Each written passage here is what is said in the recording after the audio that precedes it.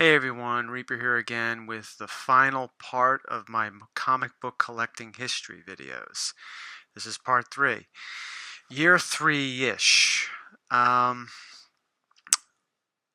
Let me explain a little bit why I'm calling it year 3-ish.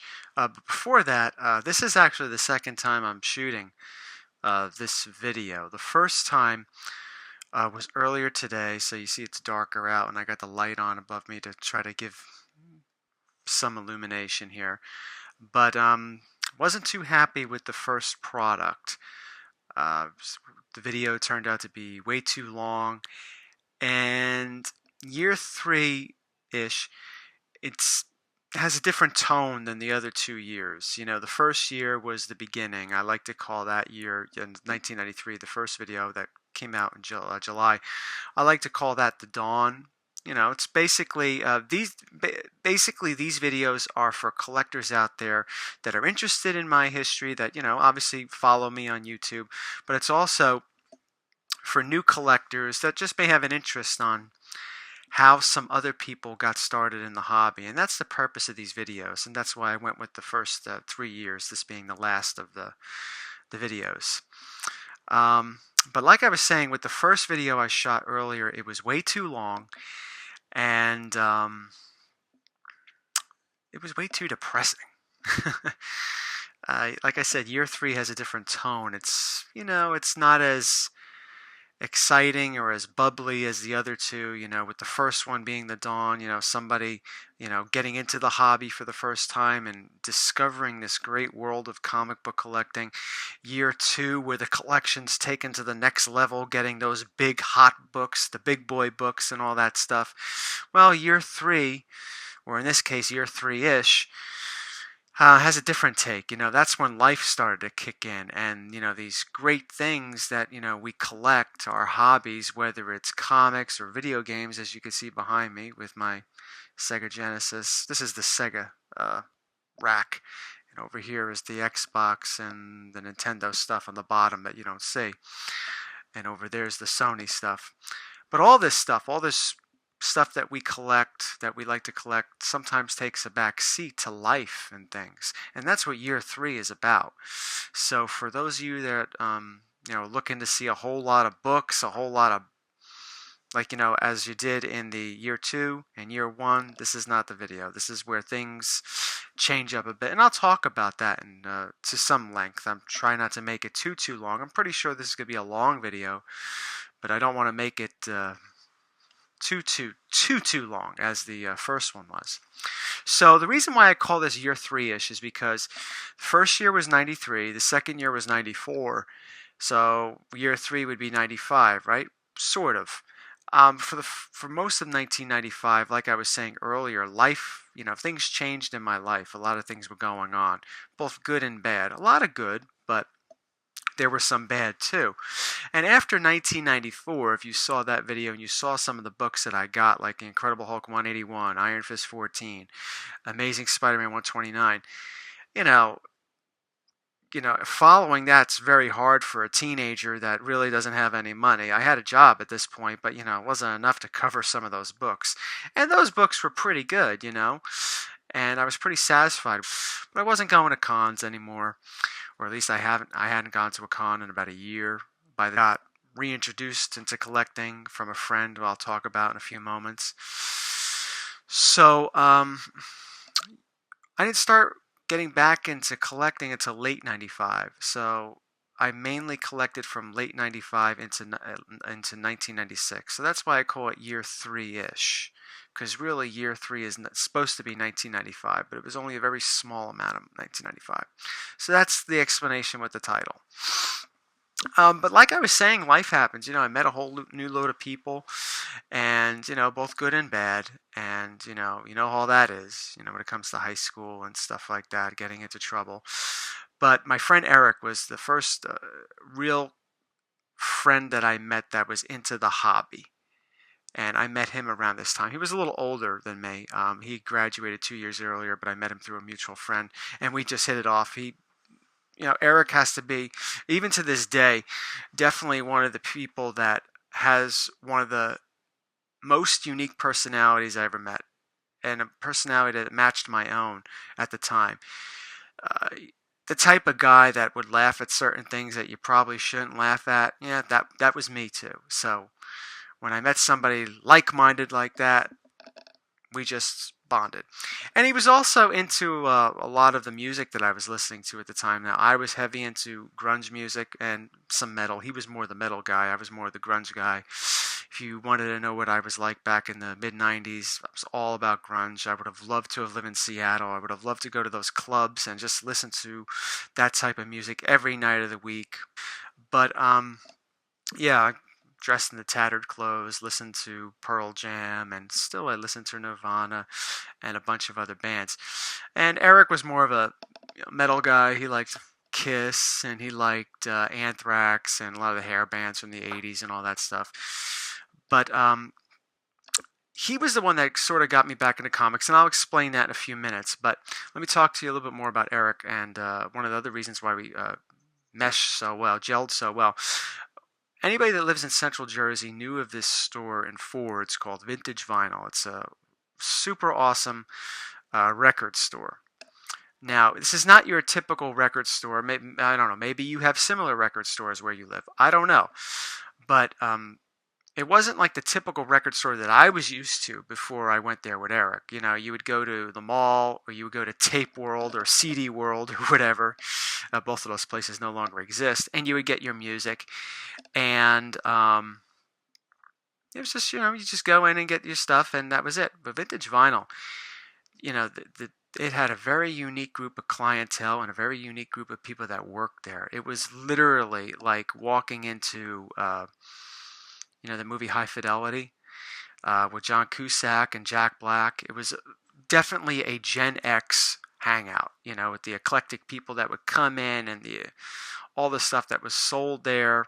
It was a really cool place. And one of the workers there who still works there today, everyone had a band back then. Some of my friends had bands and played clubs. This guy had a band, but I'm not going to give you the name. But I think he was heavy into G.G. Allen. If anybody remembers who G.G. Allen was, that gives you quite a visual. I wasn't into G.G. Allen. I would have been deathly afraid to go to a G.G. Allen show or run into G.G. Allen. But I've met his brother several times at chiller conventions. He was like a big horror movie fan, and I ran into him. He seemed really nice. Merle Allen. Probably some of you don't know what the hell I'm talking about. Well, just to give you a little information on G.G. Allen, for those of you like, who's that? There was a documentary that came out a long time ago called Hatred. Look it up, check it out, or just punch in G.G. Allen on the tube or on the net, and you'll see exactly who I'm talking about. But that was the type of environment that I was into. I mean, not so much listening to G.G. Allen, but, hanging around with G.G. Allen type people. And, when you get involved in stuff like that and you have a new set of friends, hobbies like comic book collecting takes you can put that on the shelf for a while. It doesn't change your love for it, but it's put on the shelf. So for those you new collectors out there that are watching this, and sometimes you'll go through phases, as any old collector would tell you. Sometimes you'll collect for years and you'll move away from the hobby for a while. You'll still love the hobby, and then there'll be something that brings you back to the hobby. And Eric was that person for me. Right next door to I was about to say right next door to G.G. Allen. G.G. Allen didn't live anywhere. He was homeless. He would just break into people's apartments or crack houses and sleep there. Right next door to Vintage Vinyl was this awesome comic book shop, and Eric was into comics. He was also into video games, so once again, we had a lot in common, other than the music that we would listen to, or the music that he introduced me to that I wound up liking, like Kiss. I first found out about Kiss from Eric. I've heard of them, but I couldn't care less about them. But his favorite band was Kiss, and he introduced me to that band, which I grew to like. Hey, sorry about that, everyone. Sorry if my voice is a little lower too. I just had to put Little Reaper to bed. We had like this blackout that everything just went off for about a good hour. So that interrupted my video. So let me just get back to everything. I left off with Eric getting me into Kiss and all that stuff.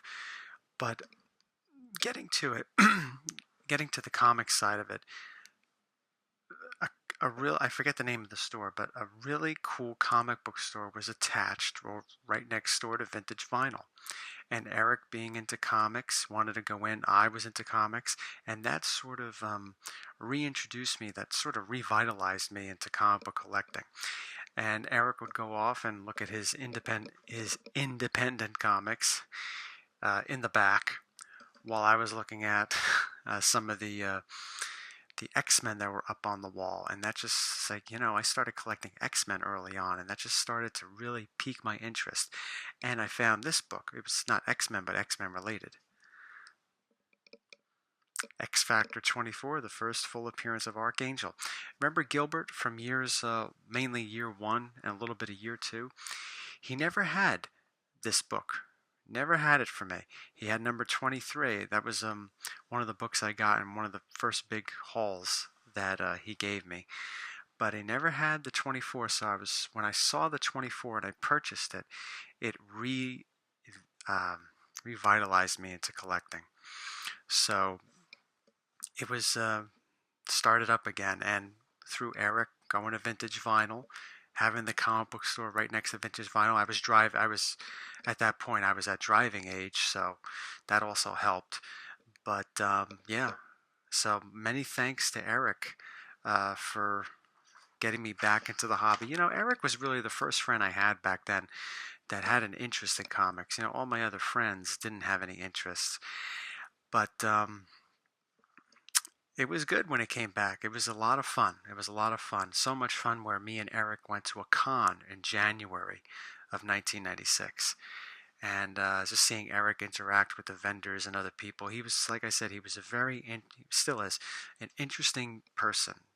And he hasn't changed a bit since high school. But a really good person, but very interesting, awesome sense of humor, very funny. And just seeing him interact with people is a treat. But anyway, at this con, I got this book. I mean, it's a very low-grade copy, and I hope to upgrade it one day soon. But, this is Amazing Spider-Man number 3, the first appearance of Dr. Octopus. But this book in particular, and this is the point that I'm trying to make, Luther Manning said it best, and you should watch his videos. He said that comic books, it's almost like they're paper time machines. And what that means for me, you could take that any way you want. Everyone else has their own interpretation of that. But for me, this book in particular, it's not just the first appearance of Dr. Octopus that makes this a key. I mean, that's the obvious point about this book. But the thing is, though, if I take Luther, Patrick his name is, but I'll call him Luther and Patrick interchangeably. When I take what he said about paper time machines and I apply it to this book, it takes me back to when I first purchased this book back in 1996, and Eric was with me. Eric was with me when I first brought this book home and put it into my collection. It took me back to that convention hall. It took me back to the dealer that bought this for me. It took me back to hanging out with Eric. It took me back to that year and all those things that were going on. It took me back to high school. So this and many other books in my collection, and for those of you that have been collecting for a while, that could trace some of the books in your collection decades, maybe you have the same feeling I do. It's not just what key book this is. I have books that are not key, like Beavis and Butthead number 3 or Beavis and Butthead number 4 or whatever, that are not key books at all. Sometimes things, these things, whether it's gaming or comics or whatever the hell it is you collect, sometimes it goes beyond the value of it, the keyness of it. Sometimes it's that nostalgia, that paper time machine ability to take you back to a different time when you look at a certain book, whether it's key or not, and make those memories as vivid and as real again as possible. And that's what a lot of my comics from that era do for me today.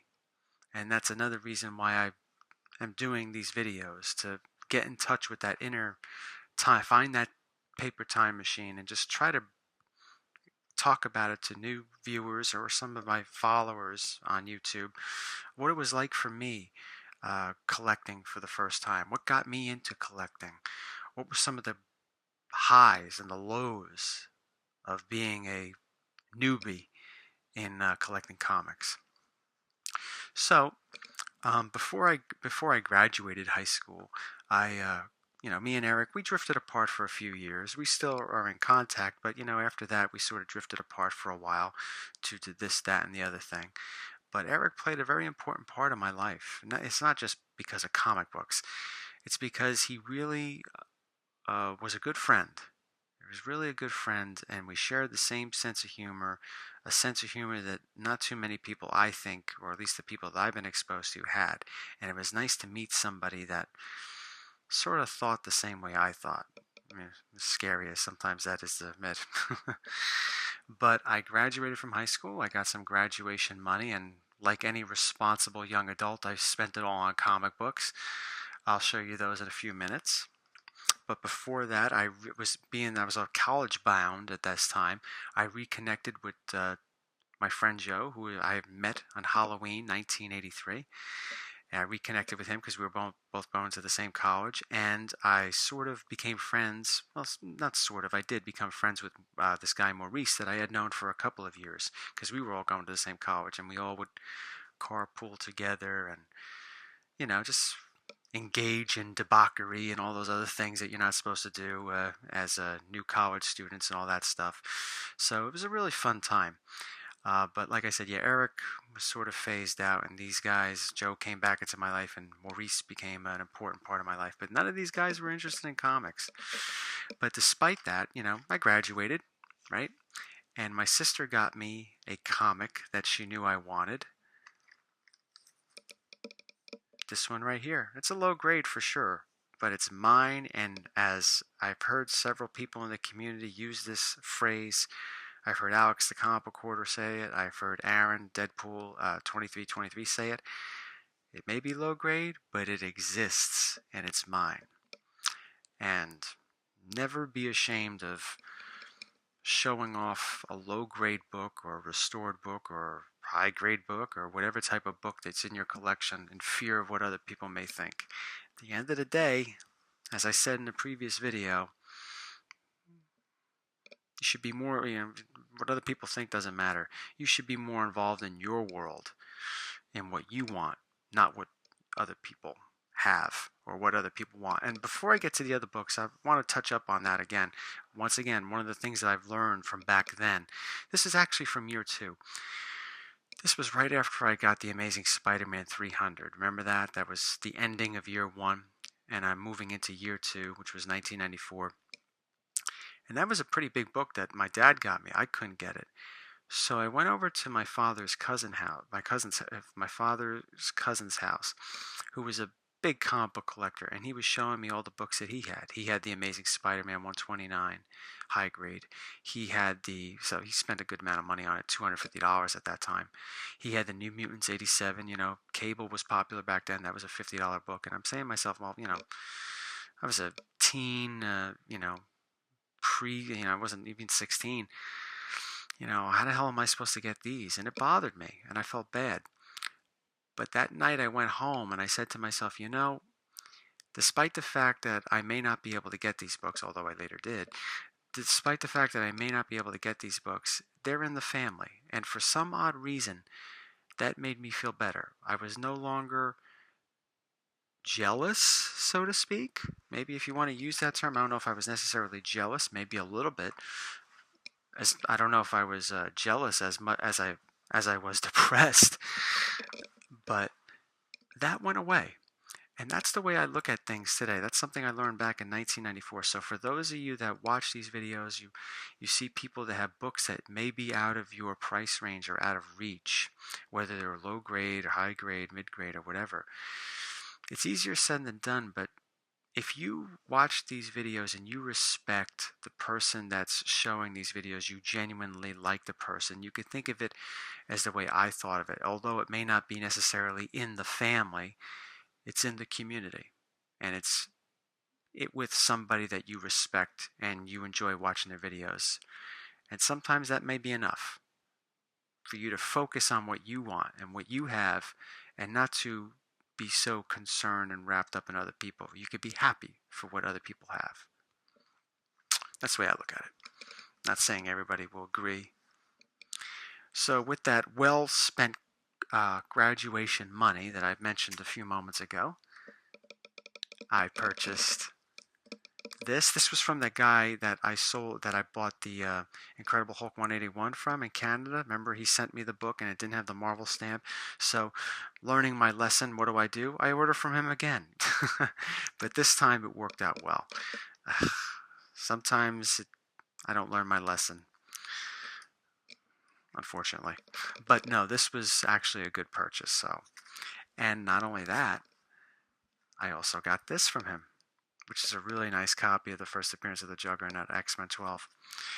And I think around the time I ordered from that guy, I ordered from 1 Million Comics. And I didn't get this book until about maybe a month and a half later after I placed the order. I forgot about it. So I was coming home from college, and my mother said, "Oh, this came for you in the mail." I'm like, "What? Well, what came for me in the mail?" And it was this. I was like, holy shit, I forgot I even ordered that. That was back when you had to send a money order and stuff like that. I had the money, I made a money order, and I sent it out to 1 Million Comics and sort of forgot about it. But it was a nice surprise that rainy night in September 1996. So that pretty much concludes my year 3 in collecting. It wasn't as grand as year 2, and it may have not have been as interesting, but I think each video offers something. The first one was pretty much an intro on how I got into the hobby. For some of you new collectors out there, maybe you have similar experiences, and you could see how some of us collectors that have been in the business, some of us collectors have been in the hobby for decades, how some of us got into it. And year 2 was pretty much just me getting big books and really living the life, so to speak, when it comes to comics. But year 3 was pretty much when life sets in. And for those of us that were collectors but took a break from the hobby for several years and then came back, and to know that it wasn't just a flash in the pan, that these things really meant something, where we came back to it for whatever reason. Maybe it was a movie you saw, maybe it was a walk into a shop and you saw a comic, or you saw a wall book that made you want to start collecting again. It's different from person to person. It's a really great hobby to be in. And before I go, I just want to share a couple of things with you. What happened to some of these people that I hung out with. Obviously, you know that I'm still collecting comics and all that stuff. Eric is, I'm still in contact with Eric. Joe, if there's ever a friend that I would call a brother that is as close to me as a family member, it would be him. And I know that's a cliche to say, but it's the truth. A lot of cliches are truth.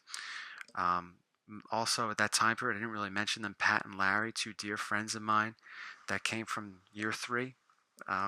They liked Preacher comics and stuff like that. So I was never really into Preacher. I had a Preacher #1 and I sold it, and I don't miss it. I just wasn't really into it. I had it, but then I got rid of it. With my friend Maurice, he wound up joining the Navy. He wanted something better for his life, and he felt that the Navy would give that to him. He didn't really succeed in college. Sort of flunked out. Had trouble. Came from a single family home. His father was in and out of his life. Didn't really do anything for him. And I remember that night he signed up for the Navy, and the recruiting officer was going to come pick him up. He didn't have a car or anything like that. He relied on me to take him places. But the recruiting officer said he was going to pick him up and take him wherever he needed to go. I don't know. But he had nobody with him. So he asked me to spend those last few hours with him. And I remember sitting in the living room in the dark with him, talking about high school, making fun of, talking shit, doing all that stuff, reminiscing about college, how we both sort of, some of the things that we got involved in and all that stuff. And yeah, I was just happy I was able to be with him. And cut to the present. He's living in Japan, and he's doing very well for himself. I think he's married. He has a kid, so really good. I'm glad he was able to get what he was looking for. But I just want to talk a couple a little bit about some of the people that I watch. For those of you that watch my channel, some influences for me, people that I respect greatly in this community. Now, don't be offended if I don't mention your name. Sometimes I'm absent-minded. You see I'm looking down, I'm looking at a piece of paper because I have to write some stuff down. I couldn't possibly write everything down. So don't take offense to it. It's not directed toward anybody, like, negatively. But some of the people that I respect deeply in this community, and, I give shout outs. Sometimes I give shout outs to people that should not have gotten shout outs, but it is what it is. But I think that these guys are really top-notch people in the community. And for those that that watch my videos, who's probably at the top of that list, ETA Nick.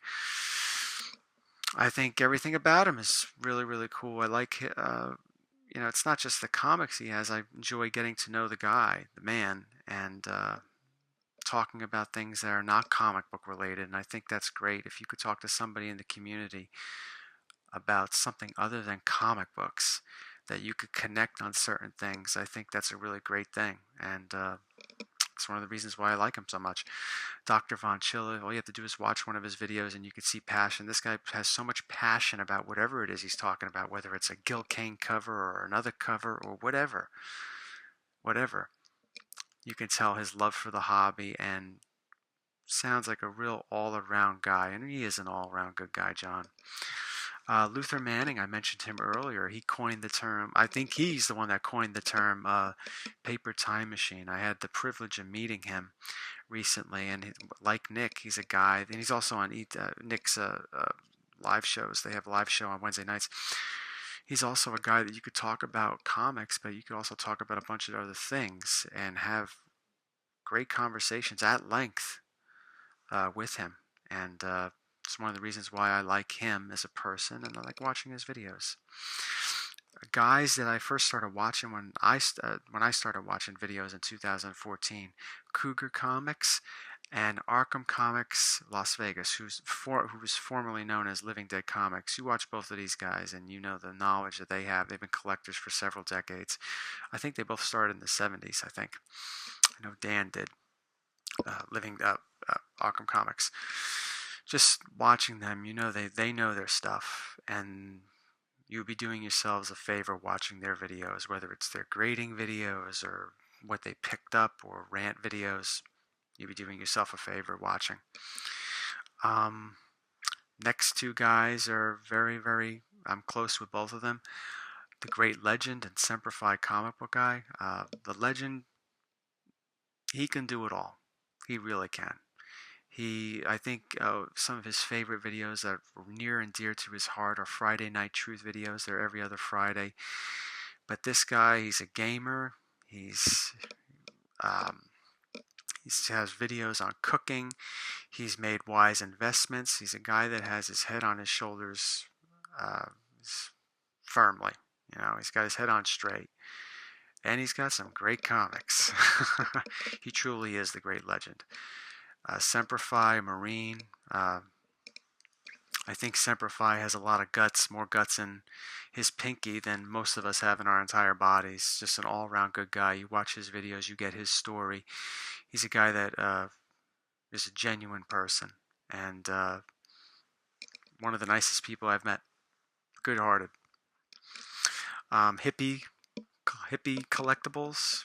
Me and Hippie Tom were from the same town. He moved out years before I moved out, but we were both from Jersey City. And just watching his videos and seeing the background of his room, you see my background. Believe me, this is the neatest part of this comic book room and game room. The rest of this place is a shambles. One day I'm going to clean it up. But you see Tom's room, this is a collector that, of many things, horror movie posters. He's got American flag back there, and I know his father, I think, was in the Armed Forces, I believe. I forget which, I believe he was in the Armed Forces. But all around, very knowledgeable guy. You'd be doing yourselves a favor, just like with watching Cougar Comics and Arkham Comics Collectibles, watching Hippie Collectibles. Hippie Collectibles. Jimmy C, another guy that I had the privilege of meeting. Me and Jimmy C, we have had some conversations. We have a lot in common, and it'd be great if, you You bring your one day we could have a play date set up for our kids. I think Little Reaper would like that. He loves hanging out with other kids his age. Um, a couple other guys. After Comics. I don't know if you ever seen any of this guy's videos. Alan. His name is Alan. He makes usually short videos, and he shows these great books that he has managed to get as a collector for over 30 years, 40 years. And he's showing these great books, but he's telling you this guy's got to be one of the best storytellers I've heard so far in the community. He's telling these stories as he's showing these great books, and you're like, yeah, I want to see his Amazing Spider-Man run. I want to see number 1. I want to see Amazing Fantasy 15. But even though he's showing these books, or at least for me, I forget about the books because I'm so enamored with the story he's telling. It's just unbelievable the way this guy could tell a story. Just check him out. He's one of the guys that I definitely respect. And another guy I respect doesn't make videos is Rusty Staples. Me and him have many conversations through email, and I think he's a very knowledgeable guy, good guy, and I enjoy talking with him. Just a few other shout outs before I end this. I like giving out shout outs, as you know. But once again, if you don't hear your name, don't take offense to it. I'll get you in another video. All right? Alex the Comic Book Hoarder and Aaron Deadpool 2323. These guys just released some awesome vids. You got to check it out. Alex, congratulations, my man, on getting the Amazing Fantasy 15. Congratulations on the Avengers 1. Awesome. Aaron, congratulations on the Tales to Astonish 13. Unbelievable. You were able to get a collection that a lot of us only dream about. Kudos to both of you guys. Great guys, too. Check them out. Gotham Comics, Julian. Well, we met up last April, and it was a privilege to meet you, Julian. And it's a privilege to talk with you on occasion when we do. Kyle Rowe, Don the Comic Book Junkie, Master X Splinter. All these guys got great videos, and they seem like they're really cool guys. I mean, definitely check them out. Batcave Comics 83. I shout out Russell as many times as I can. I enjoy Russell's videos, and I'm glad he does those inside looks whenever he can. Tat Comics, Mr. Rigor Mortis, White Nova Comics, Richard. Richard, I'm still waiting to see a video from you. A lot of people are waiting to see a video from you. It'd be great to see you making videos again, my friend. Comic Crypt at Castle Hills, Mike, the Crypt Keeper himself. Maybe even the Vault Keeper, and maybe on some nights, after a few drinks, maybe the Old Witch. Who knows? But Mike, definitely a channel that I like checking out. Got some others written down here. Rebel Comics, Larry, the creator of Niobe, does a lot of gaming videos, a lot of live chats. The entire New York Warriors crew. Herc collects comics. He hasn't made a video in a while, but Andoni is another one of those guys that I met that I really, really like. And I hope you're doing well, Andoni. Man from Beantown, Ben, another great guy. Lords of the Long Box, Tim. The Amazing Murfinator, Mike. I told you I'd get you, Mike, in a shout out. And the last one, certainly not least, the Doom 143. Doom and Steve has been really good to me, and I enjoy his videos, and I think he's a nice guy, and I know he's not going to be making videos for the rest of the year, but I am very certain, Steve, that when you do come back and make videos, we'll all be watching. Thank you for listening and watching my video. Thank you for watching my history video. I know in the last 10 minutes I've been doing shout outs, but that's something I like to do, is a thank you for those of you that have been watching me over the years, and for those of you that are first time viewers and looking to check out some more YouTubers and seeing some people that I like to watch, or seeing some people that I like to respect, that I respect very well. But once again, thank you for watching, everybody. Take care, and I will talk with you all soon.